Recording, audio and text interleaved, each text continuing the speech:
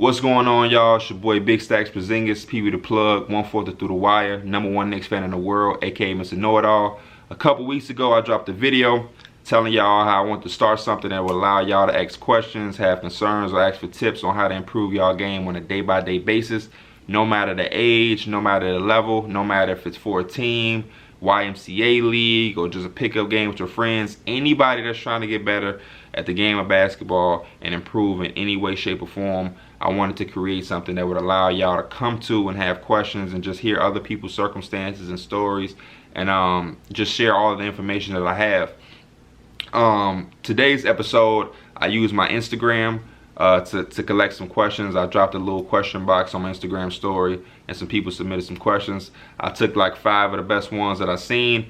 A lot of them were good, but going forward, I think we're going to have more detailed situations and circumstances because we'll be more around the season. Right now, it's probably starting to be tryouts, and a lot of people are trying to make the team. But then after that, in the next month or so, we'll begin to talk about gameplay, and people will, let us know how they're doing about starting or coming off the bench, what type of role they have, how can they improve in a role, this situation going on, they lost this game and this happened. So the more and more the season develops for each and everyone that's a part of the series or a part of the community, the better and more detailed type conversations and questions and answers we'll begin to have. But right now, the first questions that I got are pretty broad. You know what I mean? Nothing too crazy, but I think all of them are good questions to start the series off. But going forward, in each video, y'all can just drop y'all questions, concerns, or anything y'all have to say in the comments, and then I'll pick a few after each video and make my next video with those going forward. But the next question that we have, or the first question that we have, is from Chris Adams. He asks, how can I make my jumper better / more consistent, and what have you done to help yours? When we talk about shooting the basketball, I think the first and most important thing to discuss is reps, just repetition, making sure you stay consistent with being in the gym.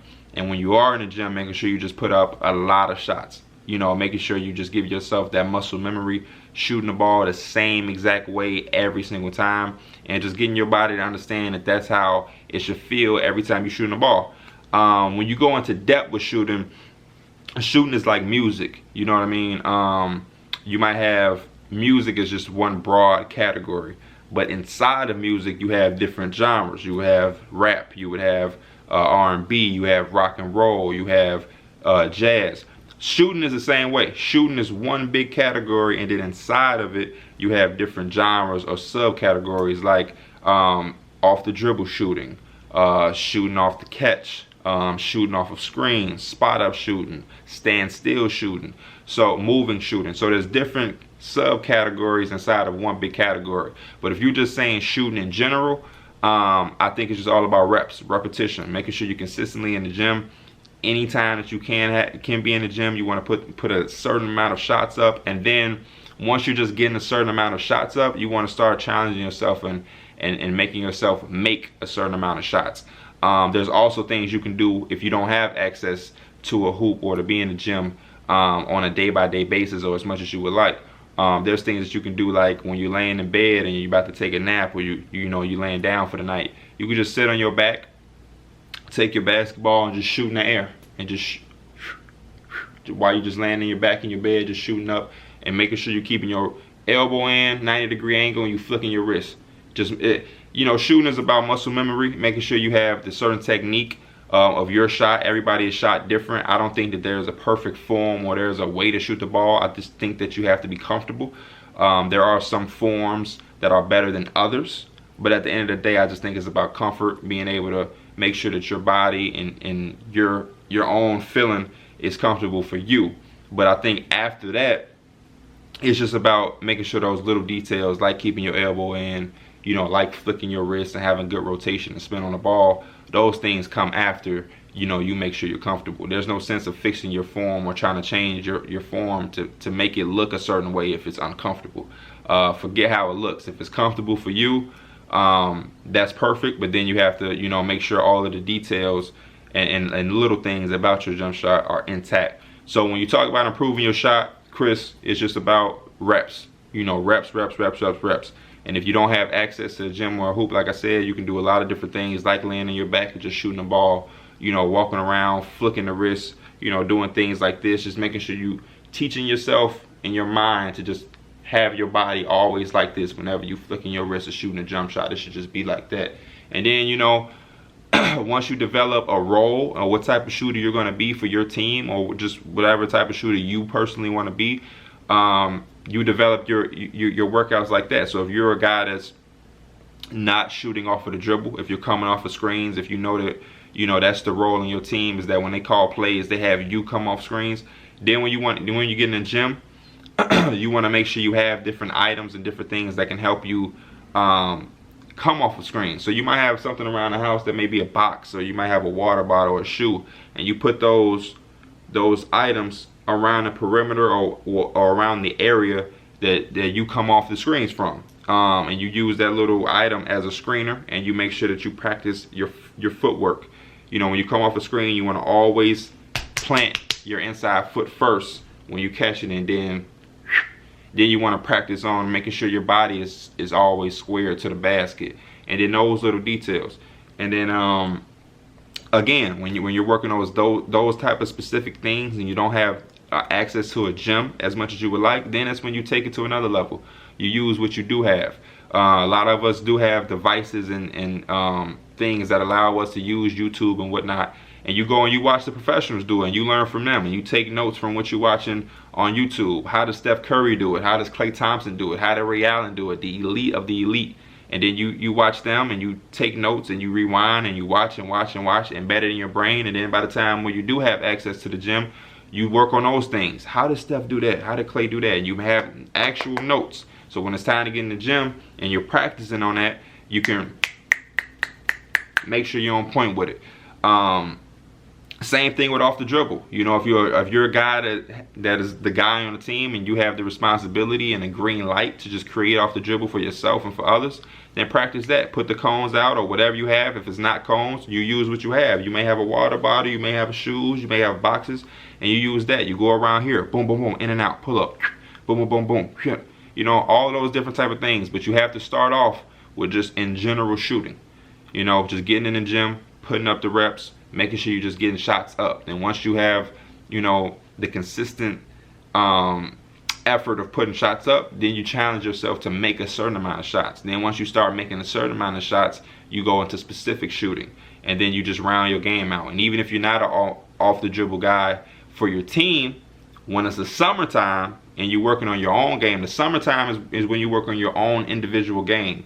During the season is when you keep perfecting what your role is going to be for your team. So if I'm a spot up shooter during the season, after practice or on the weekends when I'm practicing by myself and I'm not with the team, I'm still practicing my role and perfecting what I do for the team. But then when the season is over and we're in the summer and I'm working out on my own individual workouts, now I'm working out on different things that I would consider a weakness. That may not be my role for the team, but I want to improve for myself to be the best player I want to be. So you got to keep that in mind. But shooting is all about reps, all about muscle memory, and consistency. The next question we have is from Daniel Solomon, and he asks is, how do you get your bounce up? You get your bounce up from working out, you know, just doing lower body workouts, just getting in the gym, the weight room, and literally, you know, working on your explosiveness. There's YouTube videos with different trainers or whatnot, or you know, Google articles on the internet that'll tell you how to get your lower body explosive and whatnot. I don't have the answers for that specifically or in too much detail, because to me, hops isn't a basketball skill or trait. Hops is something that, you know, you can work on in the gym or you're born with, but it's not like a basketball trait. It's not a lot of guys that you look at and you say, oh, they're good because they have hops. A lot of guys in the NBA or that are good and they have hops, they don't, you know, they aren't the best players. They eventually fall off, or they're not as good as they can be because they don't have the skill. So I try to focus on skills, and then if you're blessed enough to have a certain height, or you're blessed enough to have the hops, you mix those with the skill, it'll take you to the moon. But you look at guys like Steph Curry, he's not jumping out of the gym. You know, James Harden isn't jumping out of the gym. You know, these are certain guys who aren't as athletic as a Russell Westbrook. They weren't, you know, physically gifted as a LeBron James or as a, you know, Greek freak, but they still can hoop and play at a certain level. You look at Damian Lillard. Damian Lillard ain't jumping out of the gym or, you know, just super athletic. They have athletic ability, but they're not like super crazy high flying dudes. And then you look at certain guys that are high flying dudes like Gerald Green, who, you know, with his skills and athletic ability, if he did have the skill like a James Harden or like a Steph Curry, he would be one of the best players we ever seen. So I just think hops is about getting in the gym, you know, leg presses, squats, different things like that work on your explosion. They have things in every gym. I don't know the proper terminology for it, but there are little stands and you can just jump on them and jump off, and then the more and more you do it, the more you build that speed up. And you jump on, jump off, jump on, jump off, jump on. Then you time yourself eventually. They have things that you can jump on, jump off, and then a thing higher, and you're just jumping higher. And you go as high as you can go. I've done those.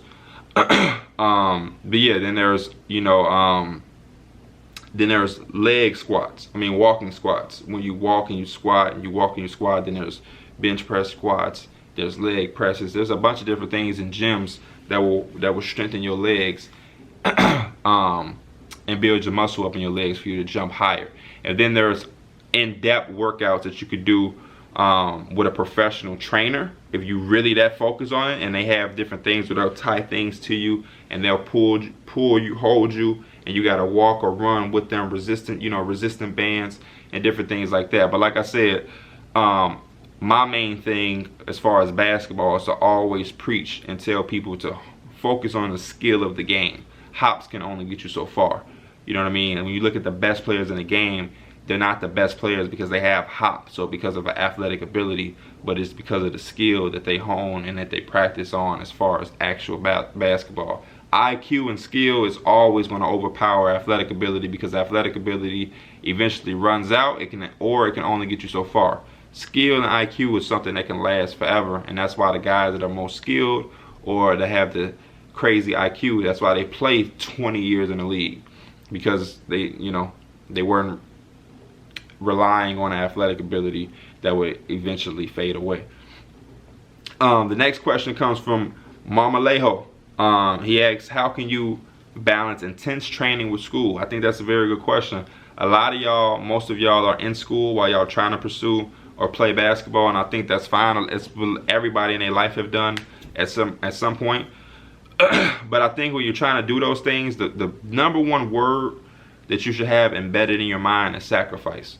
You know, I think you have to be real with yourself. You have to be honest with yourself, and you have to sit down with yourself, literally, and ask yourself, how bad do you want these things? Everybody's not in it for the same end goal. Some people just want to play at the local YMCA just for fun. Some people just want to play with their friends at pickup games at the park. Some people just want to play on a high school team. Some people want to make the high school team and be a starter. Some people want to be a starter on a high school team and then be all conference. Some people want to play in college. Some people want to play in the NBA. You know, everybody's goals and dreams are different. But depending on your dreams and your goals, you have to sit yourself down and figure that out. And then you got to figure out how bad you want it. Because if you want it bad enough, then you sacrificing everything for those two things, which is going to be school and basketball. Those are going to be your top two priorities. Nothing comes before that. So if you have a friend and they having a party on Saturday, but you want to get in the gym, you can't go to that party then. You understand what I'm saying? You got to sacrifice hanging out. You got to sacrifice time with the girlfriend. You got to sacrifice 2K. You got to sacrifice Twitter and Instagram because you want to work out. You have something that you want. You have a goal, and you have to attack that goal. Now, if you can find, I'm not saying that it's impossible to have a balance, you know, because there's a lot of people that's going to preach to you and try to make it seem like it's impossible to have a balance, or every once in a while, you know, you can't have this thing or you can't do that. You can. Every once in a while, you might go to a party. I'm not saying you got to be some freak as a 15-year-old that's just out of the, just not living life. But at the same time, there's going to be a lot of times where you have to sacrifice it, where you have to be in the gym 4 or 5 hours. 2 hours won't be enough. Every time you're at a party or hanging out with your friends, somebody else is in the gym getting better. and you don't want to give anybody any advantage, because the game of basketball is so popular and everybody is playing, and everybody has that goal or those dreams of playing in the NBA, playing in college, playing Division I. So you want to make sure you're outworking anybody that's trying to, you know, take your goal or your dream from you, and sacrificing, you know, friends, hanging out, Twitter, 2K, social media. Those things are important. Those things are always going to be there, and those things can be the biggest distractions. But if those aren't your goals, if you just want to play, you know, on a lower level, you just want to be good and get a little better to play for fun with your friends at the YMCA, then you don't have to sacrifice that much. You might only have to sacrifice, you know, a couple of days every month. But a guy that's really trying to be the best, a guy that's really trying to play Division I, a guy that's really trying to play at the highest levels, you have to sacrifice and be willing to sacrifice any and everything for that moment to get better. Because the moment you're not getting better, somebody is. There's a guy in Idaho that has nothing to do, and all he's just doing is shooting on his rim. There's no parties, there's no sports teams. It's a small town, you know what I mean? There's a guy that, you know, he has a single mom. He trying to make sure he get rich, so he in the gym 24/7. Ain't nothing else for him to do as well. He ain't got cable. He don't have the ability to have an Xbox to play 2K. He don't have, you know, high-speed internet and MacBooks to be on social media all day. So he in the gym 24/7. He at the park right behind his house in the projects, getting better every single day. You know what I mean? And for my guys that are in that situation, you know what I mean? There's people that have gyms in their house. There's people that have, you know, parents that are making a certain amount of money that can allow them to get to the gym every single day and get to these great facilities to practice their game every single day. So you got to keep that in mind. There's different situations for different people. And right now, somebody is getting better even while you're watching this video. So sacrifice. You know, that's my answer for you, Mama Alejo, is sacrifice. You got to just be able to sacrifice the other things and have those two things be a top priority, depending on what level you're trying to take it to. The next question is for Ben Hawk, and he asks, how can I improve defensively on the perimeter? First and foremost, defense is a thing about heart and will. That's just something you have to want. You have to be a dog. You have to want to stop your man that bad. It has to be something inside of you that just wants you to lock him down. But as far as technique and specifics, I think that perimeter defense is all about, number one, foot speed. You want to make sure you have lateral quickness. You want to be able to move your feet left, right, sliding your feet at a quick lateral movement. And I think to do that, it's just simply to run, number one. Jumping rope helps. And then actually practicing, sliding your feet. You know, you can do that in your home. You can do that outside your home. You can do that, you know, without being on a basketball court. And then my biggest thing for people, I tell people that trying to work on defense, is to practice sitting in the perfect defensive stance for a long amount of time. You know what I mean? So have your back straight, dip your butt. You got one arm out for the passer lane. You have the other hand for the guy in front of you, depending on how he's facing his triple threat. And if you can sit in that stance for a long amount of times, when it actually happens in the game or on a court, when it's time for you to sit in that stance, it won't be nothing. You should time yourself. You sit in that perfect defensive stance, and you time yourself every day, and you try to beat that number. So the first day you might do it, and it might be 30 seconds. Then the next day you might sit, and it might be a minute. Then after that, you're trying to get to a minute and 15 seconds, then a minute and 30 seconds. And the ultimate goal is to be able to sit in that position for 5 minutes, in a perfect defensive stance for 5 minutes. Legs burning, you sweating, your body might start shaking, but you still sitting in that stance. Once you can get to 5 minutes, it won't be nothing for you to handle it in the game. You know, because you're never going to be guarding a man in a perfect defensive position for 5 minutes. It's always going to be a matter of seconds. If you only got, you know, and a lot of y'all are playing in middle school and basketball where there's not a lot of isolation ball. There's not a lot of times where guys are just going to be on the perimeter just dribbling and playing around with the ball. So you're going to be having to guard your guy for, you know, 4 or 5 seconds at most. But it won't be nothing for you because you already practiced sitting in a defensive stance for 5 minutes. So 5 seconds ain't shit if you're used to it for 5 minutes. And I encourage y'all to do it in y'all workouts. You know what I mean? Do it in the beginning of a workout when your body is fresh. Do it in the middle of the workout when you're a little winded, and then do it at the end of the workout when you're sweating, you're tired, your legs feel like they're about to fall apart. That's when you sit in the stance as well, because you want to make sure that when a fourth quarter comes in a real game and you're tired and you're winded and you feel like your legs get a little weak, you're sweating, that you still have the endurance and muscle memory to sit in that position as well. You don't want to just practice it in the best situations for you, because then in a real game, when you're winded and you're tired and you're a little defeated and you're sweating, you won't be used to that type of situation. You want to practice these things in situations and circumstances that you're going to face in the game. There's no sense of practicing being in a defensive stance at the beginning of a workout where you're fresh, when you're going to have to be in a defensive position on a perimeter in the fourth quarter where you're a little tired, you're a little winded, you're sweating, you know what I mean, you're hot. You want to practice in game-like situations, so when the game comes, it's nothing. I've already sat in a defensive stance at the end of a workout, sweaty, tired, legs feel like they about to fall off, my quads are burning, my knees hurt, my feet hurt, but I still sat in that stance. So when you're in a real game and the fourth quarter approaches and you're tired, sweaty, legs feeling shaky, just like they was in a workout, it's nothing. It's nothing. It's a piece of cake. You know what I mean? And then also when you're defending people, whether it's on a perimeter, anywhere on the court, you want to do things to them that makes you feel uncomfortable. You want to be able to crowd a guy. You want to get up in a guy. You want to shadow him. You want to be able to anticipate where he's going to go with the ball. And all of those things are going to make you better defensively on the perimeter. But I think lateral quickness, working on that. Also working on your endurance, running on this treadmill, working with the jump ropes, doing jumping jacks, different things like that to make your body used to having to work when it's winded is going to make you a better defensive player, because playing defense is a non-stop job. The best defenders are never not doing anything. They're fighting through screens, they playing the passing lanes, they guarding a man, they helping. So it's a constant thing. And then also you make sure you practice on talking. When you're in the gym, you pretend like and imagine that you're on a court with your team. Hey, I got him. Screen coming left. I'm fighting through where I'm at. Because then once you communicate, it forces your teammates to communicate, and now you have a better defensive team, and it makes your job easier and better for you on the court when you're playing defense. The next question comes from Malachi, and this is probably going to be the last question, and it's, Coach, how come my game has been feeling off lately? Shots not falling, defenses etc. For me personally, whenever I have my worst games, it's about what I've done to myself before I've played the game. So did I eat properly? Did I eat breakfast? A lot of my worst games have come from, if I'm playing in the afternoon or early in the day and I didn't eat breakfast.